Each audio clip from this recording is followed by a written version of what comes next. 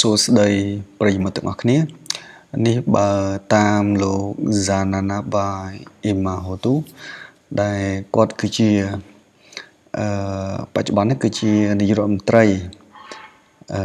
របស់ប្រទេសទីម៉ូខាងកើតហើយគាត់ធ្វើនាយករដ្ឋមន្ត្រីហ្នឹងចាប់តាំងពីឆ្នាំ2023មកម្លេះហើយក៏គាត់នេះក៏ធ្លាប់ជាអតីតប្រធានាធិបតីរបស់ទីម៉ូខាងកើតដែរដែលគាត់នឹងធ្លាប់ជាមេដឹកនាំឧទាមនិងជារដ្ឋបរោះដែលគេស្គាល់ថាជាអ្នកដឹកនាំការតស៊ូទាមទារឯករាជ្យនិងពង្រឹងឯកភាពជាតិដែលជារឿយៗត្រូវបានគេមើលឃើញថាជាបិតាជាតិបាទជាបិតាជាតិរបស់ទីម៉ូខាងកើតហ្នឹងឯងបាទហើយគាត់ដូចជាមិនសូវដែលឃើញចេញដែរនៅតាម Facebook តាក់ទងនឹងបញ្ហាសង្គ្រាមថៃនិងកម្ពុជាតែពេលនេះគាត់បានចេញមកហើយបានសរសេរសារមួយបាទយើងឃើញហើយនៅក្នុងការសេបគាត់ក៏ដាក់រូបបេះដូងក្រហម2ជំវិញ2026បាទហើយគាត់ក៏អមជាមួយនឹងពាក្យសម្ដីហ្នឹងថា peace isn't just tranquility it's about mutual understanding valuing and building a world where every voice hope and dream is valued may peace always adorn our steps giving peace to the mind and well-being to the soul បាទអញ្ចឹងខ្ញុំធ្វើការបកប្រែជូនបាទអញ្ចឹងនៅឆ្នាំ2026នេះលោក Zananabai Imahottu នឹងគាត់និយាយថាសន្តិភាពគឺមិនត្រឹមតែភាពស្ងប់សុខប៉ុណ្ណឹងទេវាក៏ទាមទារឲ្យមានការយល់យោគគ្នាឲ្យតម្លៃគ្នានិងកសាងពិភពមួយដែលជាទីកន្លែងគ្រប់សម្លេងទាំងអស់ដូចជាក្តីសង្ឃឹមហើយនិងក្តីសុបិនគឺត្រូវបាន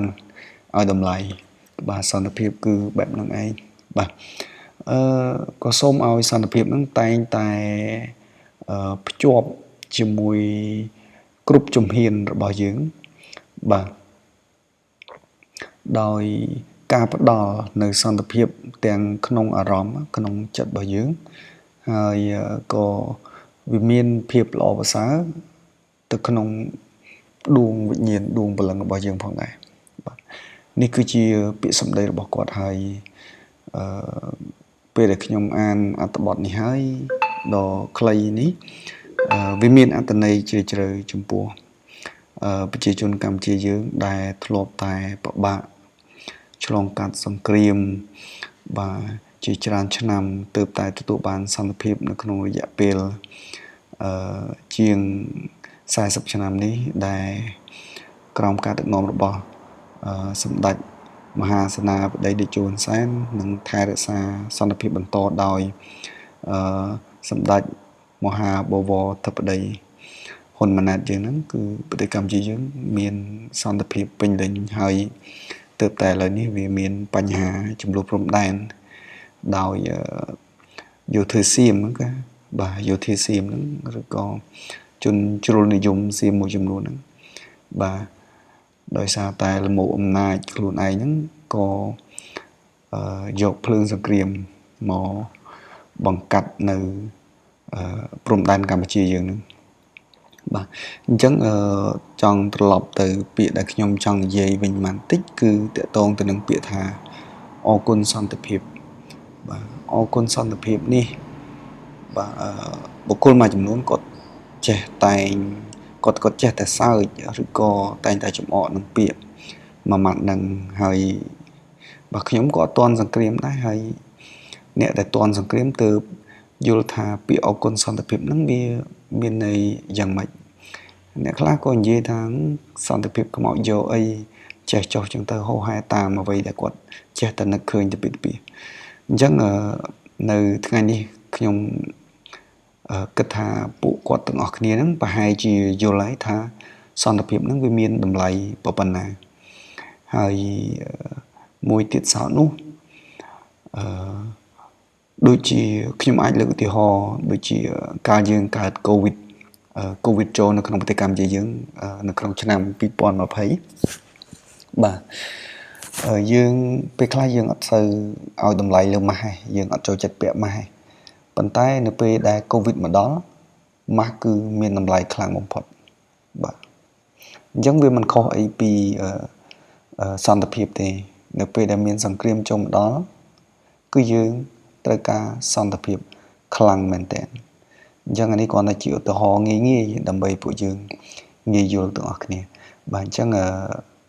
ខ្ញុំអត់មានអីបន្តច្រើនទៀតទេហើយក៏សូមអរគុណហើយខ្ញុំនឹង